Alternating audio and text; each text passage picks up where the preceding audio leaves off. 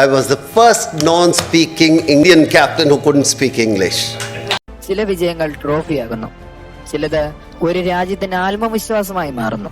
Kapil Dev സ്റ്റാറുകളില്ലാത്തൊരു team, ലോകം സാധ്യത പോലും കൽപ്പിക്കാത്ത ഒരു ടീം. പക്ഷേ അവൻ ആ ടീമിൽ വിശ്വാസം കണ്ടു.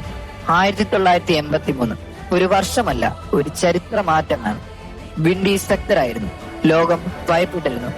ഇന്ത്യ ഒരിക്കൽ പോലും ചാമ്പ്യൻ ആയിരുന്നിട്ടില്ല. പക്ഷേ ഒരു മനുഷ്യൻ, ഒരു ക്യാപ്റ്റൻ നമുക്കുണ്ടായിരുന്നു. വാക്കുകൾ കുറവും ധൈര്യം കൃത്യമായിരുന്ന ഒരു ക്യാപ്റ്റൻ.